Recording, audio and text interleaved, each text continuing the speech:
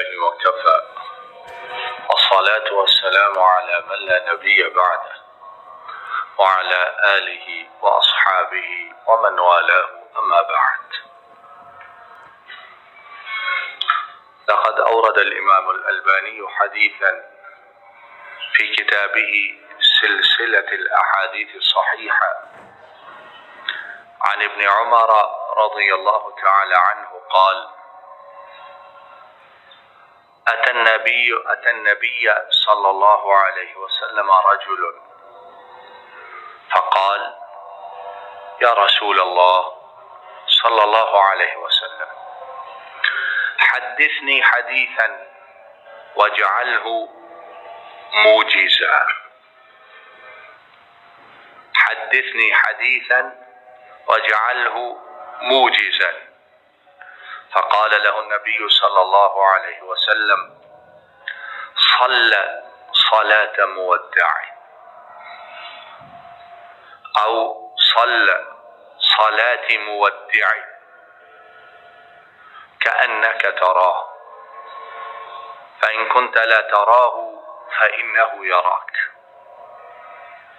فإن كنت لا تراه فإنه يراك، وأيس مما في أيدي الناس تعش غنيا، وإياك وما يعتذر منه، أو كما قال صلی اللہ علیہ وسلم. عقل مند لوگ اس دنیا میں رہتے ہوئے دنیاوی طور پر دانش مند لوگ اپنی زندگی کامیاب بنانے کے لیے عقل کی باتیں سیکھتے، سمجھتے اور سنتے، اور اسی لیے لوگ بہت دفعہ بڑے لوگوں کی باتوں کو، کوٹس جنہیں عام طور پر کہا جاتا ہے، وہ بڑے دھیان سے پڑھتے ہیں، بڑے دھیان سے سنتے ہیں، یا اپنے اپنے فیلڈ میں جو تجربہ کار لوگ ہیں ان کی باتیں توجہ سے سنتے ہیں تاکہ زندگی میں آسانی ہو. صحابہ کرام رضوان اللہ علیہم اجمعین، دیکھیے ان لوگوں کی عقل مندی، ان لوگوں کی دانش اور ان لوگوں کا نورانی دل و دماغ.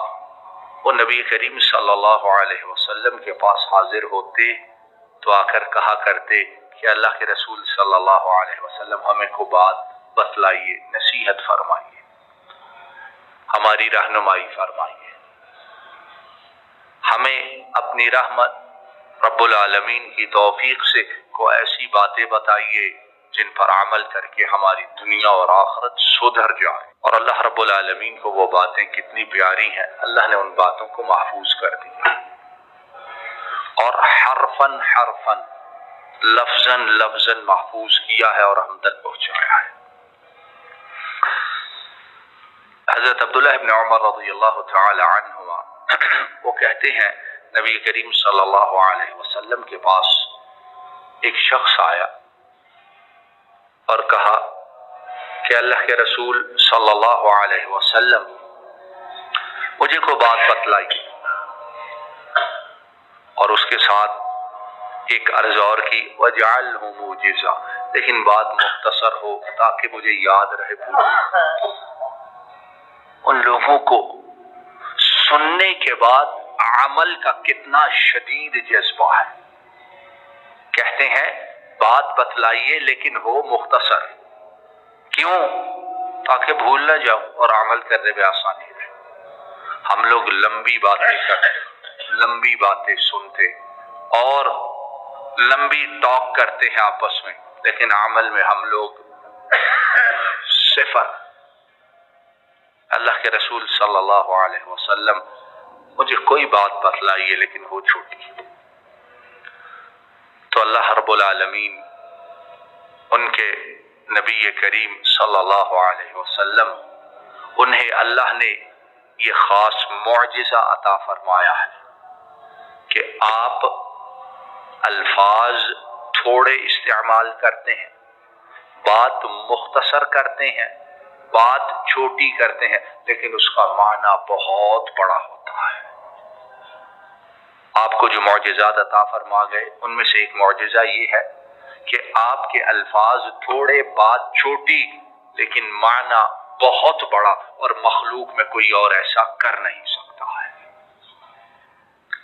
اس لیے آپ نے ارشاد فرمایا اوتی تو جوامع الکلم، اور جوامع الکلم کا معنی یہی ہوتا ہے کہ الفاظ تھوڑے سے ہیں لیکن بات بہت بڑی اور بہت گہری ہے۔ تو نبی کریم صلی اللہ علیہ وسلم نے فرمایا تین باتیں ارشاد فرمائی، انتہائی مختصر لیکن نچوڑ عقل و دانش کا، اور دنیا میں کامیابی کا، دنیا میں کامیابی کا، آخرت خالی نہیں ساتھ دنیا بھی۔ فرمایا اے میرے ساتھی، اے میرے صحابی پوچھنے والے، نماز جب بھی پڑھو کیسی پڑھو، کیسی نماز پڑھو؟ فرمایا نماز ایسی پڑھو جو اس دنیا سے جانے والا پڑھتا ہے۔ کیسی بات فرما، نماز ایسی پڑھو کہ یہ تمہاری آخری نماز ہے، تم جا رہے ہو بس۔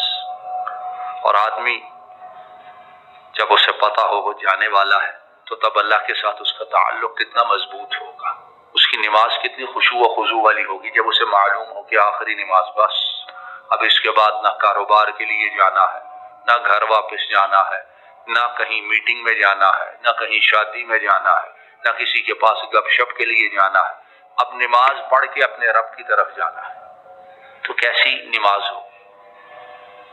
اور فرمایا وہ جو نماز تم پڑھو آخری سمجھ کے، وہ کیسی ہو، گویا کہ تم اپنے رب کو دیکھ رہے ہو، اور اگر یہ نہیں کر سکتے تو پھر نماز ایسی پڑھو وہ تمہیں دیکھ رہا ہے۔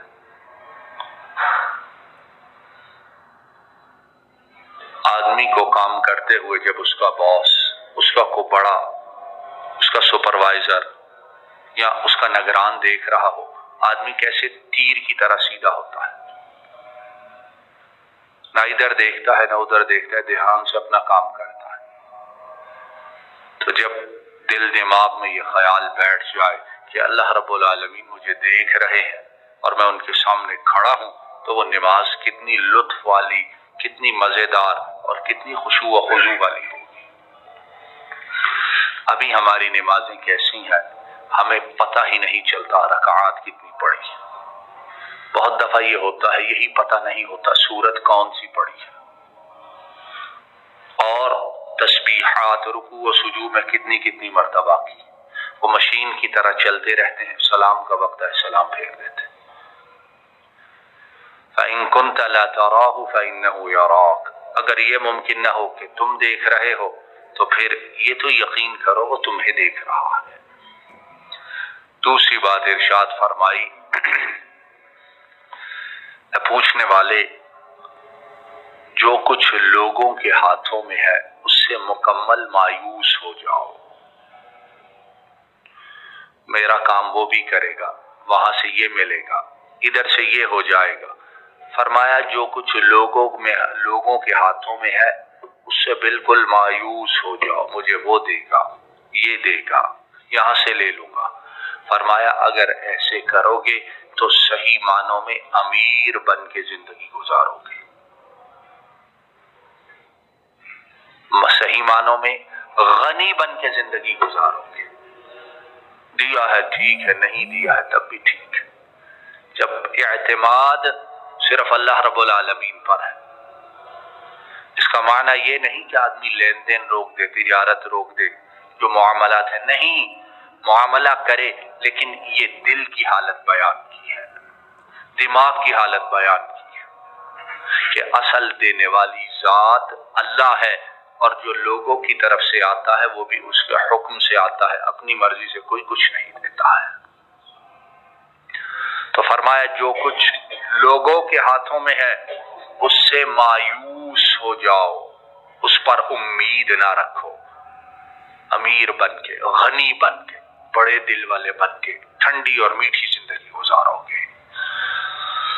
تیسری اور آخری بات ارشاد فرمائی، میرے صحابی، میرے ساتھی، وہ کام کبھی نہ کرو جس کی وجہ سے بعد میں لوگوں سے معذرت کرنی پڑے۔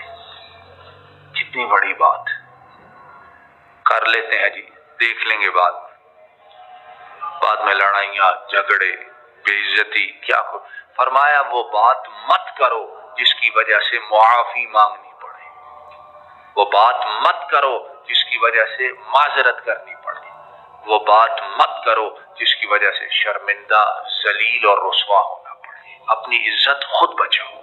کیسی بات ارشاد فرمائی۔ ہم لوگ ہر اس بات میں جس کا ہم سے تعلق نہیں منہ مارتے، ٹانگ اڑاتے، ناک اڑاتے ہیں، اور بعد میں یہ ہے کہ پھر پریشانی، ذلت، رسوائی، جھگڑے، ہر وہ بات جس کا تعلق نہیں، جس میں بے عزتی ہے، اس سے اپنے آپ کو بچا کے رکھو۔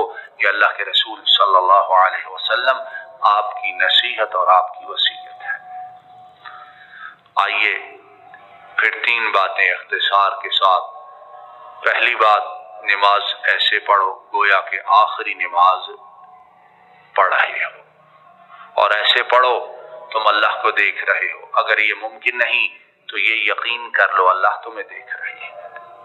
دوسری بات، لوگوں کے جو ہاتھوں میں ہے اس پر اعتماد مت کرو، اور اگر ایسا کرو گے لوگوں کے ہاتھوں سے مکمل بے پرواہ ہو جاؤ گے تو امیری والی اور غنی والی زندگی گزارو گے۔ اور تیسری اور آخری بات، ہر اس کام سے بچو جس کا نتیجہ ذلت، رسوائی اور معافی ہو۔ انشاءاللہ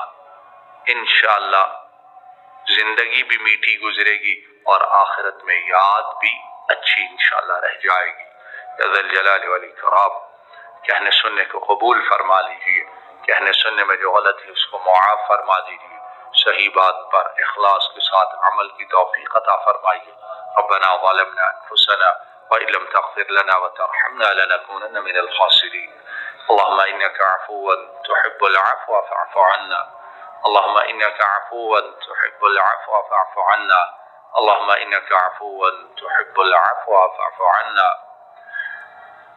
رب ارحمهما كما ربياني صغيرا اللهم اذهب البأس رب الناس واشفهما واشفنا أنت الشافي لا شفاء إلا شفاؤك شفاء لا يغادر سقما اللهم أحسن عاقبتنا في الأمور كلها وأجرنا من خزي الدنيا وعذاب الآخرة ربنا هب لنا من أزواجنا وذرياتنا قرة أعين واجعلنا للمتقين إماما اللهم اكفناهم بما شئت اللهم اكفناهم بما شئت اللهم اكفناهم بما شئت ربنا آتنا في الدنيا حسنة وفي الآخرة حسنة وقنا عذاب النار اللهم إنا نعوذ بك من المأثم والمغرم اللهم إنا نعوذ بك من المأثم والمغرم اللهم إنا نعوذ بك من المأثم والمغرم وصلى الله تعالى على نبينا محمد وعلى آله وأصحابه وأهل بيته وأتباعه إلى يوم الدين آمين يا رب العالمين.